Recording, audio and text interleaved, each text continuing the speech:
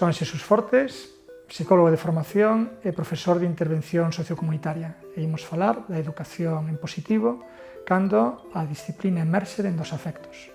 Bueno, educar en positivo é unha práctica que ven a sustituir o concepto que tradicionalmente seguramente todas temos introxectado, que é a de educación basada na autoridade das persoas adultas sobre as crianzas. Entón, a educación en positivo ten que ver con aceptar a crianza tal como é, cas súas particularidades, cas súas peculiaridades, transmitíndolle desde o afecto aqueles límites e aquelas normas que poden ser importantes para vivir en sociedade, sempre dende o respeto e rexeitando calquera forma de punición para impoñer aquelo que nós pensamos que ten que ser a súa forma de comportarse. A educación en positivo non é unha moda, non é unha situación que acaba de acontecer e que de repente vai pasar de largo.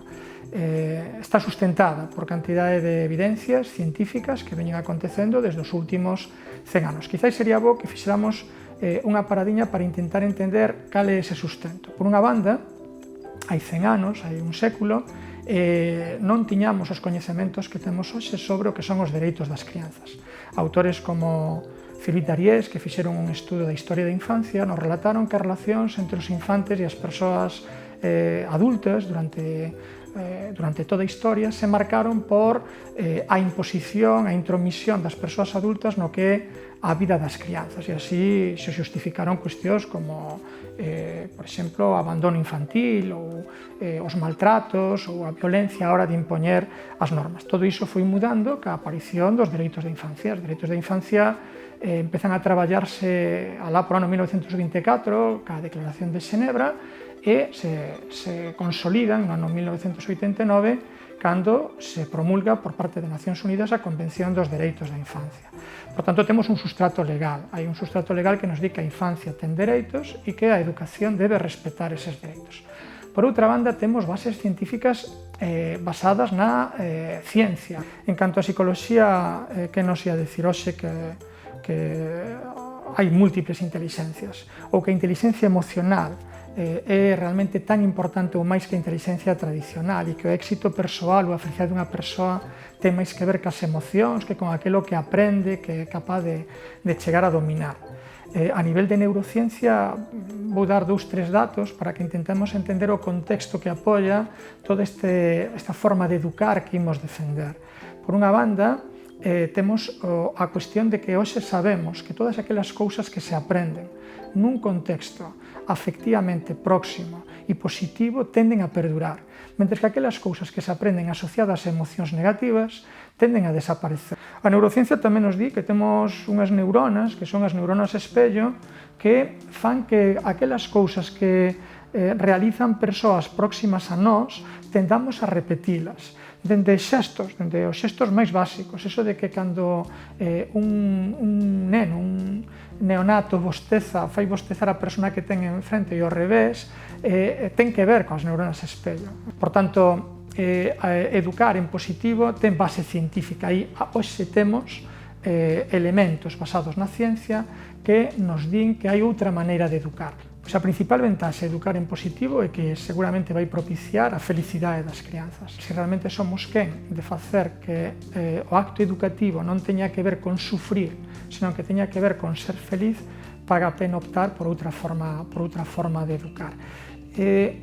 Abondando un pouco na reflexión anterior, mesturada con esta, me gustaríame que pensásemos en que realmente asumimos dun xeito moi natural determinados cambios en prácticas que teñen que ver con outras disciplinas. Poño por caso a medicina, non? Ninguén hoxe se cuestiona prácticas que teñen que ver ca alimentación ou ca saúde infantil que aconteceron nos últimos anos e que veñen dese ámbito científico. Bueno, pois no que ten que ver ca educación ou ca psicoloxía aconteceu o mesmo. A ciencia foi avanzando, pois foi dando argumentos e coñecementos e, por tanto, eso debería formar parte das novas prácticas. Por que non está acontecendo así? Quizáis porque nós chegamos á maternidade ou á paternidade despois de ter pasado por unha escola que é a de ser fillas e fillos durante moitos anos. E isto a nivel emocional nos fixo interiorizar determinadas formas de comportamento que logo emerxen dun xeito quase inconsciente cando temos a relación cas nosas fillas e fillos. Entón, educar en positivo significa estar dispostas a cuestionármonos cousas que nos saen de dentro e a repensar a forma que temos de relacionarnos cas crianzas. O principal piar para educar en positivo vai ser o afecto. A especie humana, a diferencia de outras especies animais que nacen moito máis maduras para relacionarse co medio ambiente, necesita de xente que o coide durante un período importante da súa vida. Non podría sobrevivir se non tivese as persoas ao seu arredor.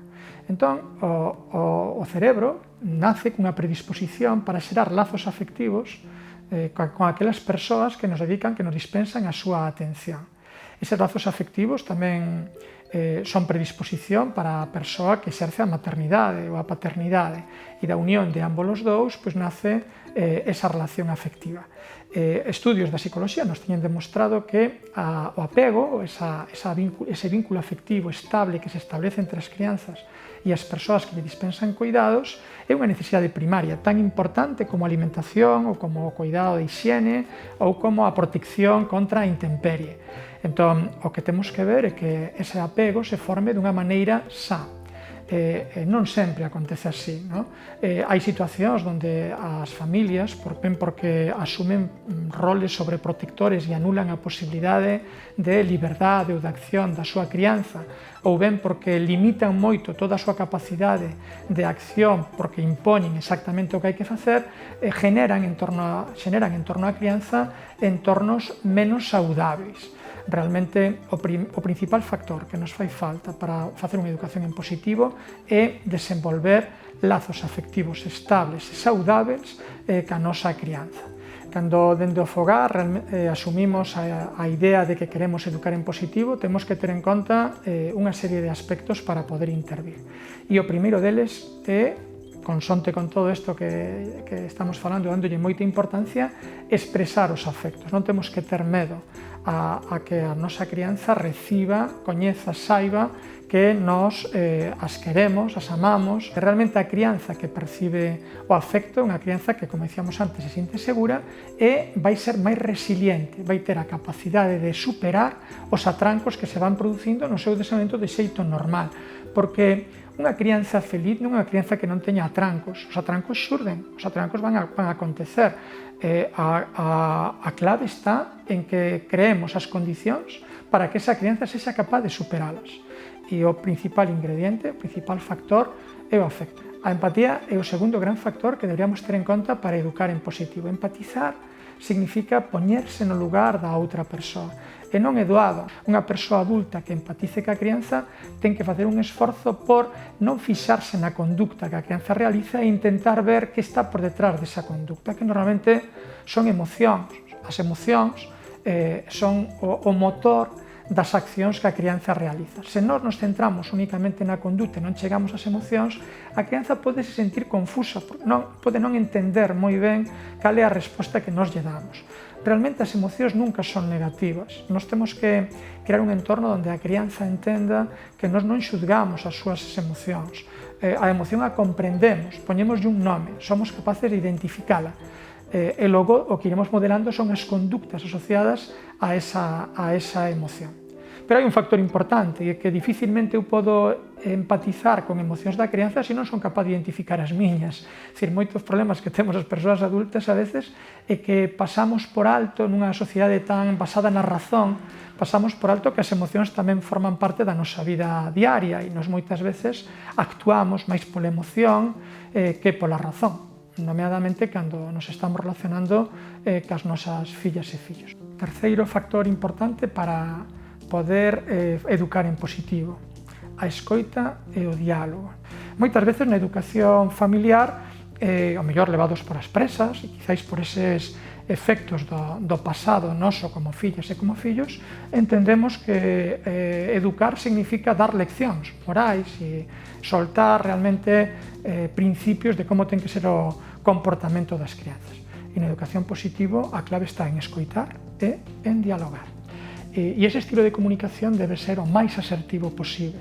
Cando falamos de asertividade, estamos rexeitando o que sería o estilo autoritario, ese que se marca polos berros, pola imposición, igual que rexeitaríamos un estilo de carácter máis inhibido, onde deixamos que a crianza faga o que quere cando quere e sexa ela a que berra para decirnos o que temos que facer.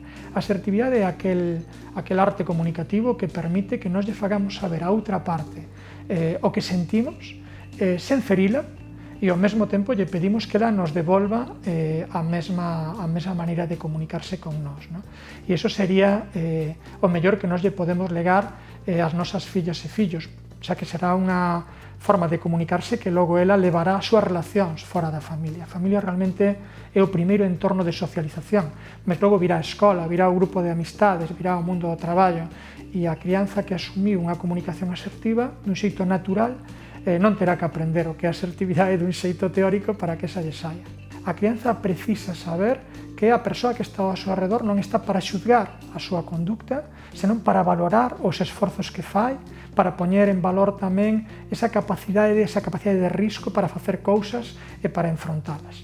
Realmente o encoraxamento ten moito que ver con que nós non fagamos por unha crianza todo aquilo que temos acreditado que pode facer por si mesma. Como dicía Montessori, hai tamén moitos anos. Moitas veces o que facemos as persoas adultas é que limitamos as capacidades de facer cousas. Igual que limitamos as linguaxes, igual que limitamos as capacidades comunicativas, o mesmo nos pasa ca capacidade de acción que teñen as crianzas. O encoraxamento da crianza vai propiciar crianzas activas, que asumen retos, que por tanto son creativas e que van ter máis oportunidades na vida no futuro.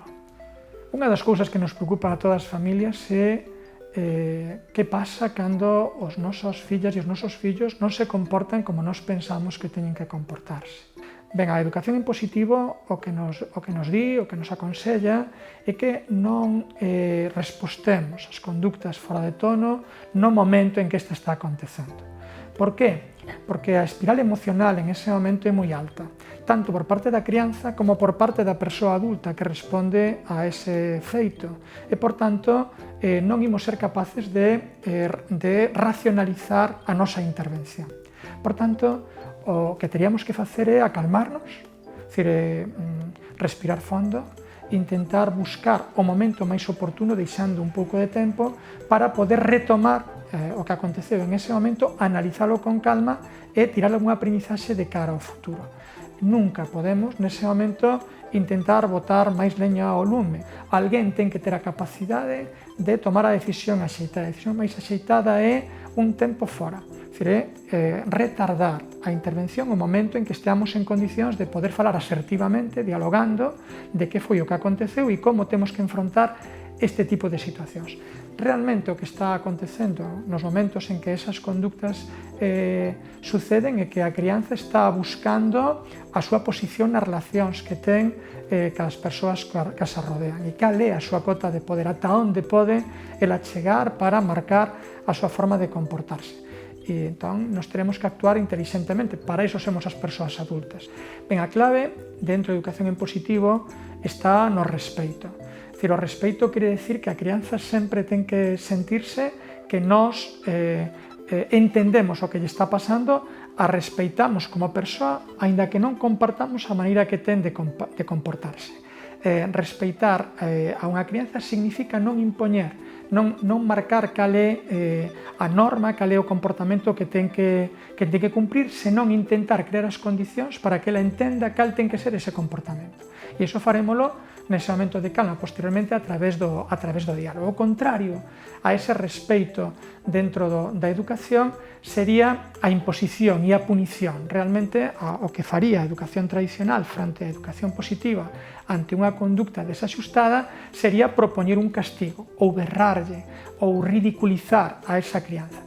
Calquera desas reaccións o que van facer é crear un rexeitamento por parte da outra parte, colocala nunha situación difícil, nunha situación complicada.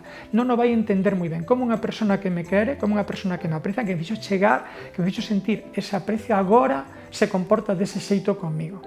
E ao mesmo tempo, nós tampouco estamos alimentando moito as súas neuronas espello, porque se nós reaccionamos dun xeito violento ante unha conducta non axustada, o que fará a crianza é intentar entender que esa é a forma na que ten que reaccionar ela ante conductas semellantes no futuro. Educar en positivo significa negociar. Negociar é a antítese de impoñer. A imposición é unidireccionalmente marcar o que ten que ser. Cando unha familia entende que ten que negociar cas súas crianzas, asume que todos temos que ceder en algo. A negociación non significa que eu digo que ten que ser e ti o fas e xa está, senón significa que eu te escoito, recollo o que ti me tes que dicir, aproveito aquilo que realmente sexa incorporável e a partir deso eu che propoño tamén o que eu penso e chegamos a un punto de encontro. E non ten por que perder ningunha das partes, ambas podemos gañar. Por tanto, mudemos esa máxima do eu gaño, ti perdes, por outra que sería eu gaño, ti gañas. Si, deixamos para o final, pero non porque sexa menos importante, quizáis é unha das cousas que a todos nós máis nos preocupa, a cuestión que ten que ver cos límites, non? Realmente a mellor maneira que podemos ter como nais ou como pais de facerlle ver ás crianzas que os límites son importantes é que elas vexan que nós temos límites tamén. Os límites non é unha cousa únicamente que afecte ás crianzas, os límites son necesarios para a convivencia. Son límites que teñen que ser asequibles, que teñen que ser comprensibles, que teñen que poder ser explicados e que na medida do posible que teñen que ser consensuados. Seguramente cando a crianza ten menos de 5 ou 6 anos é difícil que podamos chegar a establecer os límites conxuntamente, entón os límites teñen que vir, digamos, de arriba a baixo, ten que ser a familia que marque moi pouquiños límites asequibles para esa crianza. Podemos chegar a poñernos de acordo en cales son os límites que precisamos sobre a hora máis importante para deitármonos, o feito de ver ata unha determinada televisión ou utilizar determinado tipo de dispositivos ou de xogos según en que momentos. E en vez de impoñelos únicamente de arriba a baixo, a partir dos 5 ou 6 anos, e de aí en adiante, é posible que nós xa podamos ir establecendo un diálogo que permita consensuar cales son os límites que temos que ter. Realmente, unha vez que establezamos os límites, a papel que nós temos como familias é, dun xeito amável, pero firme, facer que eses límites se vayan cumprindo. E no momento en que se supera un límite tampouco pasa moito, simplemente analizamos e vemos que esa situación non foi a correcta e que temos a oportunidade de aprender para o futuro, porque cada situación desaxustada é unha oportunidade para aprender, para adestrar novas habilidades sociais. Non vai máis, non hai que pensar, que desastre, que pasou así, tal. Non, é unha oportunidade para o futuro.